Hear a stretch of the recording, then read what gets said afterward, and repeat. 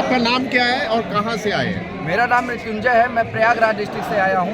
तो मतलब आपकी मांग क्या है और सर, क्यों मांग कर रहे हो? मेरी मांग ये है, जो चारों पालियों का शिफ्ट का, जिसमें से 2 पालियों की जो पेपर था वो वायरल हो चुका था और 2 पालियों का पूरी तरीके से लीक हो चुका था पेपर।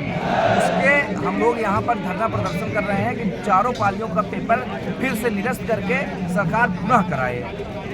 आपको कैसे मतलब कैसे पता चला कि पेपर लीक हो? अलग अलग माध्यम से, अलग अलग चैनलों पर, टेलीग्राम चैनल, व्हाट्सएप चैनल, पूरी तरीके से वायरल था। 17 तारीख सेकेंड शिफ्ट, 18 तारीख सेकेंड शिफ्ट, दो उसका जिसके पूरी तरीके से साक्ष्य सहित भर्ती बोर्ड को ज्ञापन कल से लेकर और उस दिन जिस दिन परीक्षा खत्म हुई उस दिन से लेकर आज तक लगातार हम लोग सौंपने का काम कर रहे हैं। उसके बाद भी भर्ती बोर्ड ने अभी तक कोई एक्शन नहीं लिया है हम लोगों के उसमें हित में। तो आगे की आपका क्या आगे की रणनीति यही है कि भर्ती कैंसिल करके पुनः पेपर कराएं। जब तक ये अनाउंस सरकार नहीं कर देती या भर्ती बोर्ड नहीं कर देती तब तक हम लोग यहाँ डटे रहेंगे। आप कितने दिन से यहाँ पर हैं? अभी कितना दिन हुआ आपको? 2 दिन से है। 2 दिन से 2 दिन से यहाँ पर है और पूरे तरीके से हम यहाँ रहेंगे जब तक भर्ती कैंसिल नहीं हो। सर, हम लोगों ने 2-2, 3-3 साल से ये अनाउंस किए हैं। 2-2, 3-3 साल से लोग यहाँ तैयारी कर रहे हैं प्रयागराज में। सर, हम लोगों का हालत खराब हो गया है और जब बाहर निकले पता लगा पेपर रद्द है। अपने मेहनत से हम लोगों को 150 क्वेश्चन में से 100 क्वेश्चन पार करना मुश्किल हो जाता है। लड़के 140 क्वेश्चन करके आ रहे हैं। अच्छा, ये बताइए कि ऐसे तो कभी भर्ती होगी ही नहीं सर, अब क्या किया जाए बताइए? हम लोग इसका कोई कुछ तो आप इसका सोल्यूशन एक ही है, टीसीएस को हम लोग जो एसएससी कराती है टीसीएस से 2017 के बाद से, जब से एसएससी का एग्जाम टीसीएस ने शुरू कराया तब से एक सिंगल पेपर लीक की खबर नहीं आई है।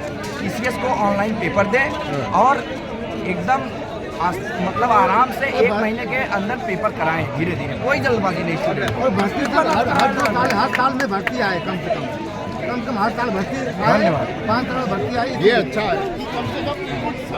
क्या नाम है भैया आपका? अरे सर, आकाश नाम।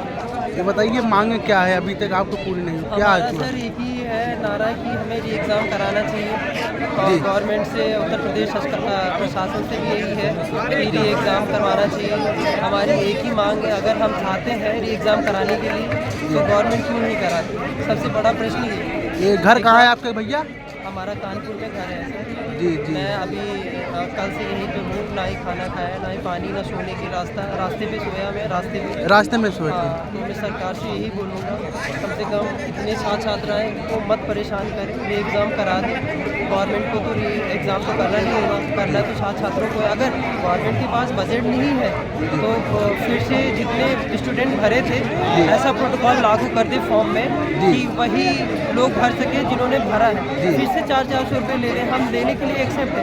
अगर लेकिन कम से कम एक शिफ्ट में 12 लाख स्टूडेंट बैठ रहे हैं, अब 17 की सेकेंड शिफ्ट हो, ये 18 की सेकेंड शिफ्ट हो, तो ये लीक हो गया। तो इससे तो 18 की फर्स्ट शिफ्ट और 17 की फर्स्ट शिफ्ट का नुकसान तो होगा। तो मैं सरकार से यही बोलूँगा कि चारों शिफ्ट का री एग्ज़ाम कराने की कोशिश करें और सरकार को ये सोचना चाहिए कि क्यों स्टूडेंट से इतना, ये आने वाले देश के लिए भविष्य में आने वाले देश की सेवा करेंगे। अभी से इन बच्चों के साथ ऐसा टेररिस्ट और आतंकवादी वाला मतलब वो करेंगे बिहेवियर, तो छात्र जो करना नहीं होगा वो करेगा। तो हम यही प्यार से और रिक्वेस्ट मोड से आए, ये भी नहीं कि लड़ाई झगड़े की मोड से आए, हम यही सीएम सर से बोलेंगे हमारा री एग्ज़ाम कराने की कोशिश करें। क्यों नहीं करा रही है? अगर करा रही है तो कराने के बाद फिर ये चीज़ नहीं होनी चाहिए जो अभी हुई है। हम ये चाहते हैं जो भी बंदा भर्ती हो, हॉनेस्ट ईमानदारी तरीके से भर्ती हो और वही इस चीज़ को पाए जो इसके काबिल है, वो ना पाए जो इसके काबिल नहीं है। चाहे मैं क्यों ना हूँ, चाहे कोई और क्यों है, तो मैं सरकार से यही बोलूँगा ये एग्ज़ाम कराए और बजट नहीं है। अगर आप अपनी जितनी वैकेंसी निकाली है वो आपको दिखाना है तो आप बेशक दिखाइए, हमें कोई प्रॉब्लम नहीं है। आप ये सोच रहे हैं कि इलेक्शन आ रहा है तो हम ये एग्ज़ाम दिखाना पड़ेगा तभी हमें वोट मिलेगा, ऐसा गलत बात है। ये आप हम लोग के साथ गलत कर रहे हैं। आप गवर्नमेंट है, आप दिखाइए 60,244 निकली है, आप बताइए, हम एक्सेप्ट करेंगे।